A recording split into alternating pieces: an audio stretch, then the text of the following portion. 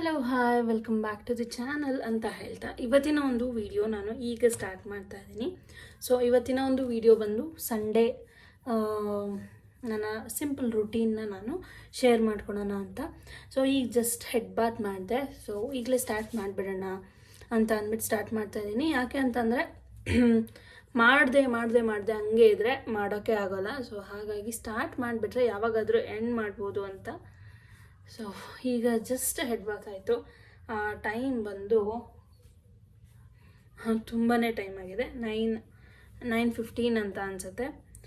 So ಈಗ ಮುಗಿಸ್ಕೊಂಡ್ಬಂದಿದ್ದೀನಿ. ಮಾರ್ನಿಂಗಿಂದ ಅದು ಇದು ಕೆಲಸ, ಸ್ವಲ್ಪ ರೆಸ್ಟ್ ಬೇಕಲ್ವ. ಸೊ ಹಾಗೆ ನಾರ್ಮಲಾಗಿ ನಾನು ತುಂಬ ಏನು ಆ ಕ್ರೀಮು ಅದು ಕಾಸ್ಮೆಟಿಕ್ಸ್ ಯಾವುದು ಯೂಸ್ ಮಾಡಲ್ಲ. ನಾರ್ಮಲಾಗೆ ನಾನು ಯೂಸ್ ಮಾಡೋದ್ರಿಂದ ನಾನು ಯಾವಾಗಲೇ ಸ್ನಾನ ಆದರೂ ಅಷ್ಟೇ, ಎನಿ ಹೆಡ್ ಬಾತ್ ಆದರೂ ಅಷ್ಟೇ, ನಾರ್ಮಲ್ ಬಾತ್ ಆದರೂ ಅಷ್ಟೇ ನಾನು ಹಾಕ್ಕೊಳ್ಳೋದು ಇದೊಂದು ವ್ಯಾಸ್ಲೈನ್ ಅವ್ರದ್ದು ಒಂದು ಮಾಯ್ಶ್ಚರೈಸ್. ಫಸ್ಟ್ ಚಾಕ್ಲೇಟ್ ಫ್ಲೇವರ್ ಹಾಕೋತಿದ್ದೆ, ಇವಾಗ ಆಲೋವೆರಾ ಯೂಸ್ ಮಾಡ್ತಾ ಇದ್ದೀನಿ. ತುಂಬ ಚೆನ್ನಾಗಿರುತ್ತೆ, ನನಗಂತೂ ಪರ್ಸ್ನಲಿ ತುಂಬ ಇಷ್ಟ. ಸೊ ಕೈ ಕಾಲು ಫೇಸ್ಗೂ ಒಂದೊಂದು ಟೈಮ್ ಹಾಕ್ಕೊಬಿಡ್ತೀನಿ. ಫ್ರ್ಯಾಗ್ರೆನ್ಸ್ ಅಷ್ಟೇ ಸಿಕ್ಕಾಬಟ್ಟೆ ಸಕ್ಕತ್ತಾಗಿರುತ್ತಿದ್ದು, ಅದಕ್ಕೋಸ್ಕರ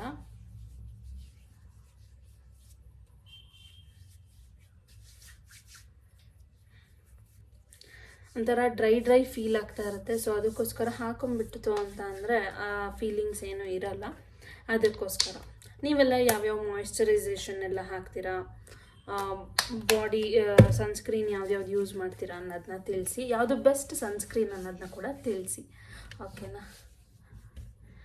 ಸೊ ಎಲ್ಲ ಹೇಗೆ ಹೋಗ್ತಿದೆ ಸಮ್ಮರಲ್ಲಿ, ನಾನು ಮಾಡ್ತಿರುವಂತಹ ಡೈಲಿ ವ್ಲಾಗ್ ಹೇಗೆಲ್ಲ ಹೋಗ್ತಾ ಇದೆ ಅನ್ನೋದನ್ನ ತಿಳಿಸಿ.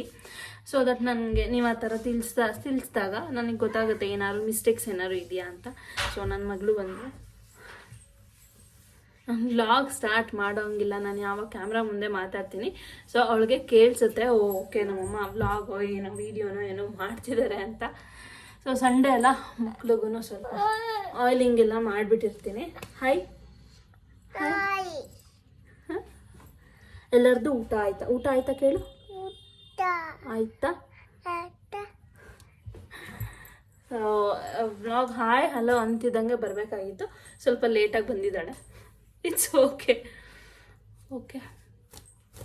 ಹೇರ್ ಫಾಲ್ ಅಂತೂ ತುಂಬ ಆಗ್ತಿದೆ ಸಮ್ಮರ್ಗೆ. ಸ್ವಲ್ಪ ಸ್ವೆಟ್ ಆಗ್ತೀನಲ್ಲ, ಹೆಲ್ಮೆಟ್ ಎಲ್ಲ ಹಾಕೋತಾ ಇರ್ತೀನಲ್ಲ, ಅದಕ್ಕೋಸ್ಕರ ಅನಿಸುತ್ತೆ. ನೋಡಿ ಇಲ್ಲಿ. ಸೊ ಇವಾಗ ಸ್ವಲ್ಪ ಕೆಲಸ ಇದೆ, ಸ್ವಲ್ಪ ಕೆಲಸ ಅಲ್ಲ ದೊಡ್ಡ ಕೆಲಸನೇ ಇದೆ, ನೋಡ್ತಾ ಇರ್ಬೋದು. ಇಷ್ಟು ಮಡಿಸ್ಬೇಕಾದಂತಹ ಒಂದು ಬಟ್ಟೆಗಳು, ಮಾತಾಡ್ತಾ ಮಡ್ಚೋಣ ಅಂತ. ಸೊ ನೋಡಿ ಇಲ್ಲಿ ಏನು ಮಾಡ್ತಾ ಇದೆಯಾ? ಅಬ್ಬು ಆಗಿದೆಯಾ ಕಾಲು? ಅದಕ್ಕೆ ಇದೇನು ಹಬ್ಬಗೆ ಹಾಕೊಳ್ಳೋದ? ಇದು ಯಾರು ಹಾಕೊಂಡಿದ್ದ ಆ ಥರ? ನೀನು ಹಾಕೊಂಡ? ಮಕ್ಕಳು ನಾವು ಏನು ಮಾಡ್ತೀವಿ ಅದನ್ನು ಮಾಡ್ತಾರೆ ಅಂತ ಅನ್ನೋದಕ್ಕೆ ಇದೇ ಬೆಸ್ಟ್ ಸಾಕ್ಷಿ. ಸೊ ಬಟ್ಟೆನೆಲ್ಲ ಮಡಚಿ ಅದೆಲ್ಲ ಕ್ಲೀನ್ ಮಾಡಿ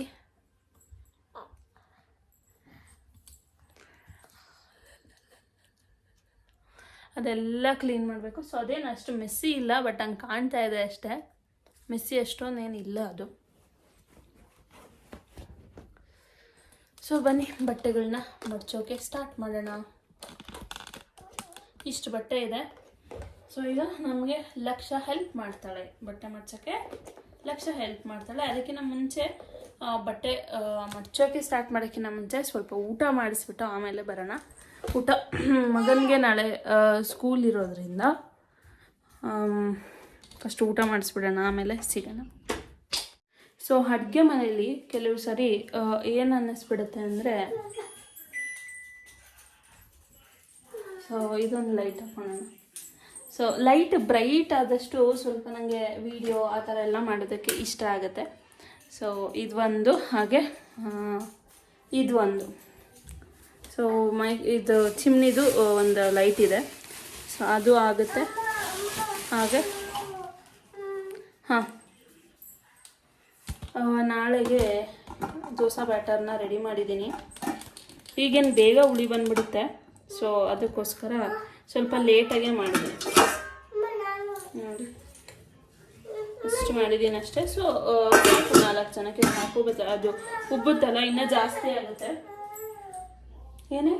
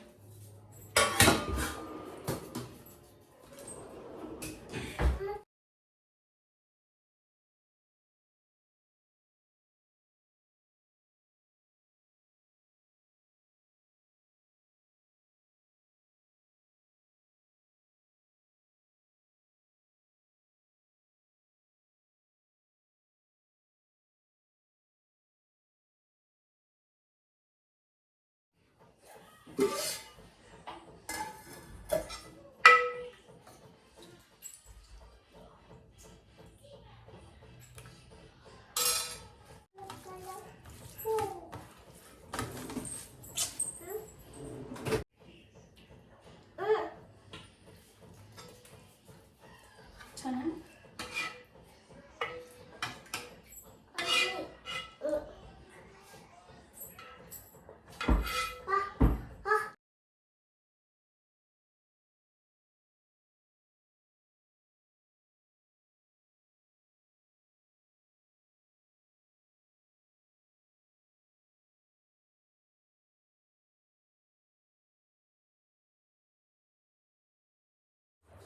ಸೊ ಈಗ ಜಸ್ಟ್ ಊಟ ಆಯಿತು, ನಂದು ಕೂಡ ಊಟ ಆಯಿತು. ಊಟ ಆಗಿ ಎಲ್ಲ ಕೆಲಸ ಮುಗಿಸಿ ಬರೋ ಅಷ್ಟರಲ್ಲಿ ನೋಡಿ 10:36 ಆಗಿದೆ. ಸೊ ಇನ್ನು 1/4 ಗಂಟೆಲಿ ಇದೆಲ್ಲ ಮಡ್ಸೋದಕ್ಕಂತೂ ಆಗಲ್ಲ. ಎಷ್ಟಾಗುತ್ತೆ ಅಷ್ಟು ಮಡ್ಚಿಬಿಟ್ಟು ಮಕ್ಕಳನ್ನ ಮಲಗಿಸ್ಬೇಕು. ಮಕ್ಕಳನ್ನ ಇವಾಗ ಊಟ ಮಾಡಿಸಿದ್ನಲ್ಲ, ಸೊ ಊಟ ಆದ ತಕ್ಷಣವೇ ಮಲಗಿಸ್ಬಾರ್ದು ಅನ್ನೋ ಒಂದು ಕಾರಣಕ್ಕೆ ಕೂರಿಸಿದ್ದೀನಿ. ಆಲ್ಮೋಸ್ಟ್ ನಾವು ಮಕ್ಕಳೆಲ್ಲ ಯೂಶ್ವಲಿ 10:30 ಮಲಗಿಸ್ತೀವಿ. 10. ಸೊ ನಾವೆಲ್ಲ ಮಲಗೋಷ್ಟೊತ್ತಿಗೆ 11:30 ಆಗೇ ಆಗುತ್ತೆ. ಹೆಂಗೆ ಹೋದರೂ 11 ಗಂಟೆ ಅಂತೂ ಆಗೇ ಆಗುತ್ತೆ. ಸೊ ನೀವೆಲ್ಲ ಎಷ್ಟೆಷ್ಟು ಗಂಟೆ, ಇನ್ನು ಸಮ್ಮರ್ ವೆಕೇಷನಲ್ಲಂತೂ ಇದ್ದಿದ್ದು ಇರ್ರೆಗ್ಯುಲರ್ ಟೈಮ್ ಅಂತಲೇ ಅನ್ಬೋದು. ಯಾಕೆ ಅಂತ ಅಂದರೆ ಅಲ್ಲಿ ಇಲ್ಲಿ ಹೋಗ್ತಾ ಇರ್ತೀವಿ. ಸೊ ದಟ್ ನಮ್ಮ ತಾಯಿ ಮನೆಗೆ ಇನ್ ಕೇಸ್ ಏನಾದ್ರು ಹೋಯ್ತು ಅಂತಂದರೆ ಅಲ್ಲಿ 10 ಗಂಟೆ ಒಳಗೆ ಮಲ್ಕೊಂಬಿಡ್ಬೇಕು. ಯಾಕೆ ಅಂತಂದರೆ ಅಮ್ಮ ಮನೇಲಿ ಅಮ್ಮ ಸ್ವಲ್ಪ ಮಾರ್ನಿಂಗೇ ಎದ್ದು ಕೆಲಸ ಎಲ್ಲ ಹೋಗೋದ್ರಿಂದ ಸ್ವಲ್ಪ ರೆಗ್ಯುಲಾರಿಟಿ ಮೇಂಟೈನ್ ಮಾಡ್ತಾರೆ ನಮ್ಮಮ್ಮ. ಬಟ್ ನಾವು ಹಾಗಲ್ಲ. ಹಾಗಾಗಿ ಅಲ್ಲಿ ಹೋದರೆ ಒಂದು 10 ಗಂಟೆ 10:30 ಎಲ್ಲ ಮಲ್ಕೊಂಬಿಟ್ಟಿರ್ತೀವಿ ಅಷ್ಟೇ. ಸೊ ನಿಮ್ಮ ಟೈಮಿಂಗ್ಸ್ ರುಟೀನ್ಸ್ ಎಲ್ಲ ಶೇರ್ ಮಾಡ್ಕೊಳ್ಳಿ. ಆದರೆ ಈ ವ್ಲಾಗ್ನ ಇವಾಗ ಎಡಿಟ್ ಮಾಡಿ ಹಾಕಕ್ಕೆ ಟ್ರೈ ಮಾಡ್ತೀನಿ. ಯಾಕೆ ಅಂತಂದರೆ ಮತ್ತೆ ನನಗೆ ನಾಳೆಯಿಂದ ಆಫೀಸ್ ಇರೋದ್ರಿಂದ ನಾನು ಮತ್ತೆ ಅದನ್ನು ಮ್ಯಾನೇಜ್ ಮಾಡೋದು ಎಲ್ಲ ಆಗಲ್ಲ. ಅಲ್ಲಿ ಬೇರೆ ಯಾವುದಾದ್ರೂ ಕಂಟೆಂಟ್ನ ಕ್ರಿಯೇಟ್ ಮಾಡೋಕ್ಕೆ ಪ್ಲ್ಯಾನ್ ಮಾಡೋಣ ಅಂತ ಅಂದ್ಕೊಂಡಿದ್ದೀನಿ, ಡಿಫ್ರೆಂಟ್ ಕಂಟೆಂಟು. ಸೊ ನೋಡುವ. ಊರಿಗೆ ಹೋದಾಗ ಊರಿನಲ್ಲಿ ಯಾವ್ಯಾವ ರೀತಿಯಾದಂತಹ ವಿಡಿಯೋಗಳು ಬೇಕು ಅನ್ನೋದನ್ನ ಕಮೆಂಟ್ ಮಾಡಿ ಹೇಳಿ. ನಂದೊಂದು ಹೊಸ ಪ್ಲ್ಯಾನ್ ಇದೆ. ಸೊ ಆ ಥರ ಮಾಡೋಣ ಅಂತ ಅಂದ್ಕೊತಾ ಇದ್ದೀನಿ. ಸೊ ನಿಮಗೆ ಯಾವ್ಯಾವ ರೀತಿಯಾದಂತಹ ಒಂದು ವಿಡಿಯೋಗಳು ಬೇಕು ಅನ್ನೋದನ್ನ ದಯಮಾಡಿ ತಿಳಿಸಿಕೊಡಿ. ಸೊ ಓಕೆನಾ. ಇನ್ನು ನೆಕ್ಸ್ಟ್ ನನ್ನ ಯೂಟ್ಯೂಬ್ ಜರ್ನಿ ಪಾರ್ಟ್ 2 ನಾಳೆ ಬರಬಹುದು. ನಾಳೆ ಎಲ್ಲ ನಾಡಿದ್ದು ಬರುತ್ತೆ. So stay tune. YouTube journey part 2ನೇ ತುಂಬ ಚೆನ್ನಾಗಿರೋದು ಆ್ಯಕ್ಚುಲಿ ಪಾರ್ಟ್ 1ಗಿನ್ನ. ನನ್ನ ಅಪ್ಸ್ ಆ್ಯಂಡ್ ಡೌನ್ ಪ್ರತಿಯೊಂದು ಕೂಡ ನಿಮಗೆ ಗೊತ್ತಾಗುತ್ತೆ. ಸೊ ನೋಡಿ, ಸ್ನಾನ, ಆಮೇಲೆ ಬಿಸಿ ಬಿಸಿ ಊಟ, ಸೆಕೆ. ನೋಡಿ ಇಲ್ಲಿ ನನ್ನ ಮಗನ ಯೂನಿಫಾರ್ಮ್ ಒಗೆದಾಗ ಎಷ್ಟು ಕ್ಲೀನಾಗಿರುತ್ತೆ. ಓಕೆನಾ. ಒಗೆದಾಗ ಎಷ್ಟು ಕ್ಲೀನಾಗಿರುತ್ತೆ. ನಾಳೆ ಸ್ಕೂಲ್ಗೆ ಹೋಗಿ ಬಂದಮೇಲೆ ಒಂದು ಸ್ಮಾಲ್ ಕ್ಲಿಪ್ನ ತೆಗೆದಿರ್ತೀನಿ, ಹೆಂಗಿರುತ್ತೆ ಅಂತ ನೀವೇ ನೋಡಿ. ಸೀರಿಯಸ್ಲಿ ಮಕ್ಳುಗಳು ಸ್ಕೂಲಲ್ಲಿ ಆಟ ಆಡ್ತಾರಲ್ಲ, ತುಂಬ ಇವರೇ ಬೇಕಂತ ಮಾಡ್ಕೊಂಬರ್ತಾರೋ ಅಥವಾ ನಮ್ಗೆ ಹೆಂಗಾಗ್ಬಿಡುತ್ತೆ ಅಂದರೆ ಯಾರೋ ಬಂದು ಮಕ್ಕಳನ್ನ ಹಂಗೆ ಮಾಡಿ ಕಳಿಸಿರ್ತಾರೆ ಅಂತ ಅನ್ನಿಸ್ಬಿಡುತ್ತೆ. ಅಷ್ಟು ಗಲೀಜು ಮಾಡ್ಕೊಂಬರ್ತಾನೆ ನನ್ನ ಮಗ ಅಂತೂ. ಸೊ ನನ್ನ ಮಗ ಮಾತ್ರನಾ ಅಥವಾ ನಿಮ್ಮ ಫ್ರೆಂಡ್ಸ್, ನಿಮ್ಮ ಮಕ್ಕಳುಗಳು ಕೂಡ ಹಿಂಗೆ ಮಾಡ್ತಾರಾ ಅನ್ನೋದನ್ನ ತಿಳಿಸಿ. ಇವನಂತೂ ತುಂಬ ವಿಪರೀತ ಅಂತಂದರೆ ವಿಪರೀತ. ಆಮೇಲೆ ಈ ವಿಡಿಯೋದಲ್ಲಿ ಇನ್ನೂ ಒಂದು ಮಾತುಗಳನ್ನ ಹಾಡ್ತೀನಿ, ಇನ್ನೊಂದು ಮಾತನ್ನ ಆಡಬೇಕು ಅಂತ ಅಂದ್ಕೊಂಡಿದ್ದೀನಿ, ತುಂಬ ಇಂಪಾರ್ಟೆಂಟು. So stay tune. ವಿಡಿಯೋನ ಕಂಟಿನ್ಯೂ ಮಾಡ್ತೀನಿ, ಫೇಸ್ ಟು ಫೇಸ್ ಮಾತಾಡೋದನ್ನ ಸ್ಟಾಪ್ ಮಾಡ್ತೀನಿ, ಬನ್ನಿ. ಆ್ಯಕ್ಚುಲಿ ಏನು ಮಾತಾಡಬೇಕು ಅಂತ ಅಂತಿದ್ದೆ ಅಂದರೆ, ನಮ್ಮ ಜೊತೇಲಿ ಯಾರಾದ್ರು ಇನ್ ಕೇಸ್ ಇದ್ದಾರೆ ಅಂತ ಅಂದರೆ ಮಾತ್ರ ನಾವು ಬೇರೆಯವ್ರ ಮೇಲೆ ಡಿಪೆಂಡ್ ಆಗ್ತೀವಲ್ವ. ಸೊ ಅದೇ ಯಾರೂ ಇಲ್ಲ ಅಂತ ಅಂದರೆ ನಮ್ಮ ಪಾಡಿಗೆ ನಾವು ಮಾಡ್ಕೊಂಡು ಹೋಗ್ತಾ ಇರ್ತೀವಿ. ಫಾರ್ ಎಕ್ಸಾಂಪಲ್, ಬೇರೆಯವ್ರ ಮನೆ ವಿಷಯ ಕೇಳಿದಾಗ ಅವ್ರ ಮನೆ ಹಂಗೆ ಮಾಡಿಕೊಡ್ತಾರಂತೆ, ಇವ್ರ ಮನೆ ಈ ರೀತಿ ಮಾಡಿಕೊಡ್ತಾರಂತೆ, ಮನೇಲಿ ಅತ್ತೆ ಇದ್ದಾರೆ ಅಥವಾ ಇನ್ನೊಬ್ರು ಇದ್ದಾರೆ, ಆ ಥರ ಇದ್ದಾಗ ನಾವು ಎಕ್ಸ್ಪೆಕ್ಟೇಷನ್ ಜಾಸ್ತಿ ಮಾಡೋಕ್ಕೆ ಹೋಗಬಾರ್ದು. ಸೊ ಎಕ್ಸ್ಪೆಕ್ಟೇಷನ್ ನಾವು ಎಲ್ಲಿ ಮಾಡ್ತೀವಿ ಅಲ್ಲಿ ಅವ್ರು ಮಾಡಲ್ಲ ಅಂತ ಅಂದಾಗ ತುಂಬ ನೋವಾಗುತ್ತೆ, ಹಾಗೆ ಹರ್ಟ್ ಆಗುತ್ತೆ, ಹಾಗೆ ದ್ವೇಷ ಬೆಳೆಯೋಕ್ಕೆ ಸ್ಟಾರ್ಟ್ ಆಗುತ್ತೆ. ಸೊ ಈ ರೀತಿಯಾಗಿ ಆಗೋ ಬದಲು ನಮ್ಮ ಪಾಡಿಗೆ ನಾವು ನಮ್ಮ ಕೆಲಸ ಯಾರು ಇರಲಿ ಬಿಡಲಿ ಅನ್ನೋದು ನಾವು ಮೇಯ್ನಾಗಿ ತಲೆಯಲ್ಲಿ ಇಟ್ಕೋಬೇಕು. ಸೊ ನಾನು ಈಗ ಏನು ಬಟ್ಟೆ ತೋರಿಸಿದ್ನಲ್ಲ, ಸೊ ಆ ಬಟ್ಟೆ ಪೂಜೆ ಮಾಡಬೇಕಾದ್ರೆ ಕುಂಕುಮ ಆಗಿರೋದು. ಸೊ ಯಾವ ಥರ ಮಾರ್ಕ್ ಬಂದಿದೆ ನೋಡಿ, ಅದು ಕೆಮಿಕಲ್ಸ್ದು ಯಾವುದ್ರದ್ದು ಅಂತ ಗೊತ್ತಿಲ್ಲ, ಸಿಕ್ಕಾಬಟ್ಟೆ ಪಿಂಕಿಶ್ ರೆಡ್ ಆ ಥರ ಎಲ್ಲ ಆಗಿಬಿಟ್ಟಿದೆ ಕೆಮಿಕಲ್ಸ್ದು. ಕ್ಲಾತ್ ಹಾಳಾದಂಗೆ ಅದು ಲೆಕ್ಕ.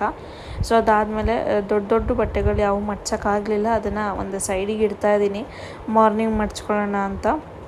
ಸೊ ಇವಾಗ ಮತ್ತು ಮಕ್ಕಳಿಗೆ ಲೇಟ್ ಮಾಡಬಾರ್ದು ಅಂತ ಮಲಗಿಸೋಕ್ಕೆಲ್ಲ ರೆಡಿ ಮಾಡ್ತಾಯಿದ್ದೀನಿ, ಬಟ್ಟೆ ಎಲ್ಲ ಎತ್ತಿಟ್ಟು ಮಲಗೋದು ಅಷ್ಟೇ.